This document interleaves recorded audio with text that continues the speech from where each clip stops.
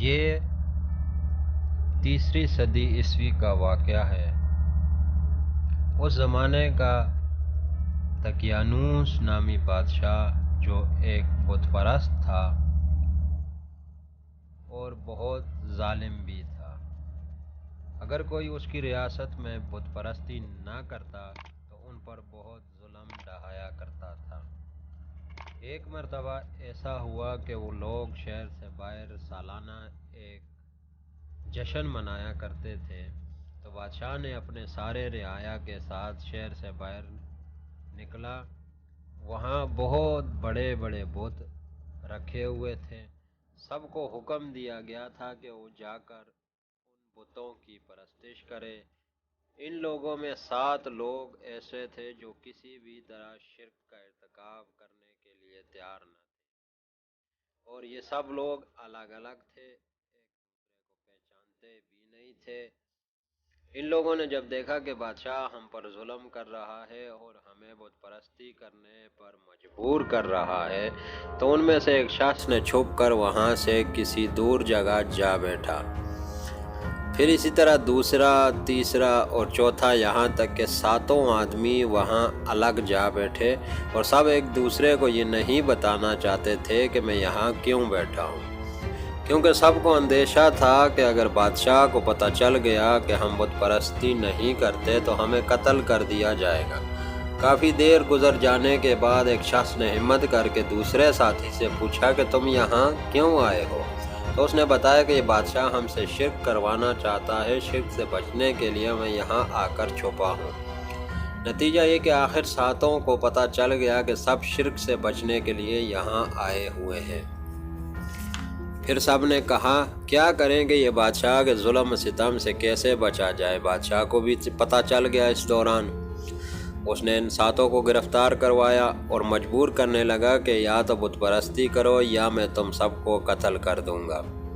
پھر ان لوگوں نے بادشاہ دقیانوس سے کہا کہ ہمیں کچھ مہلت دے دی جائے تاکہ ہم سوچ بچار کریں اور پھر ہم فیصلہ کر لیں کہ بت پرستی کرنی ہے یا مر جانا ہے۔ تو اس طرح ان لوگوں کو مہلت مل گئی۔ اس وقت 7 نے یہ دعا مانگی، ترجمہ: اے پروردگار، ہمیں اپنی طرف سے ایک رحمت ایسی دے دے کہ ہمارے لیے بھلائی کا راستہ تیار شدہ مل جائے آپ کی رحمت سے۔ اللہ نے ان کے دل میں ڈال دیا۔ انہوں نے آپس میں کہا کہ ہم لوگوں نے ان لوگوں کو چھوڑ دیا ہے اور جن بتوں کو وہ خدا مانتے تھے اور ان کی پوجا کرتے تھے ان کو بھی چھوڑ آئے ہیں، تو ہم پہاڑ پر ایک غار میں پناہ لے لیتے ہیں اور چھپ جاتے ہیں، اور جب ہم چھپ جائیں گے تو جو دعا ہم نے رحمت کی مانگی تو ضرور اللہ ہمارے لیے رحمت کا کوئی سبب پیدا کر دے گا اور ہماری دعا قبول ہو جائے گی۔ چنانچہ 7 کے 7 غار میں جا کر چھپ گئے۔ ان کے ساتھ ان کا کتا بھی تھا جو غار کے باہر بیٹھ گیا، اور وہ لوگ سو گئے۔ اللہ کی طرف سے وہ ایسے سوئے کہ 309 سال تک سوئے رہے، اور اللہ پاک نے قرآن میں فرمایا مفہوم کہ ان کو 309 سال تک سوتے ہوئے ہم ان کی کروٹیں بھی بدلتے رہتے دائیں بائیں طرف، اور سورج ان کی دائیں بائیں سے گزر جاتا تھا، براہ راست ان پر سورج کی روشنی نہیں پڑتی تھی۔ اور آگے قرآن پاک میں اللہ پاک نے فرمایا مفہوم کہ ان کا کتا غار کے باہر 300 سال تک بازو پھیلائے بیٹھا رہا۔ پھر جب نیند سے بیدار ہوئے تو ایک دوسرے سے پوچھنے لگے کہ یار ہم لوگ کتنی دیر سوئے رہے؟ ایک نے کہا آدھا دن، اور ایک نے کہا 1 دن، اور کچھ نے کہا کہ 1 دن یا اس کا کچھ حصہ۔ پھر انہوں نے کہا چلو چھوڑو، ہم جتنی بھی دیر سوئے رہے، چلو بہت بھوک لگی ہے، کھانے کا کچھ بندوبست کریں۔ انہوں نے ایک آدمی کو بھیجا کہ بازار سے کھانے کے لیے کچھ لاؤ۔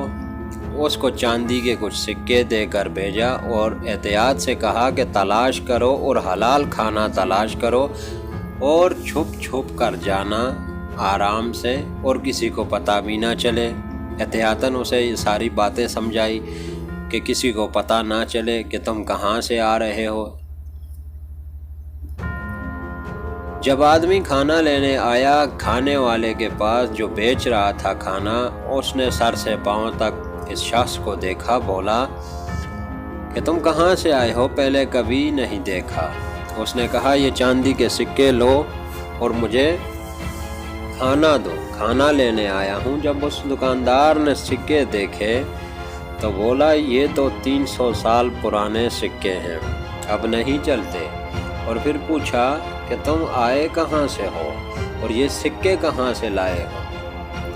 300 سال پرانے۔ پھر اس شخص نے سارا ماجرا بیان کیا۔ پوری کہانی سننے کے بعد